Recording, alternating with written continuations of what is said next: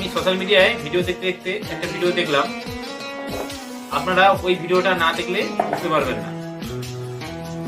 তার আগে একটা কথা বলে নিই, একটা আর্মি মানে আমাদের দেশের একজন সৈনিক, সারা দেশবাসীর কাছে নিজেদের প্রমাণ করতে সেই আর্মিটা নিজেকে বলতে হচ্ছে।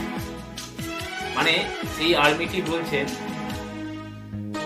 যে উনি বা ওনার সেনাবাহিনীরা দেশের জন্য কতটা গুরুত্ব।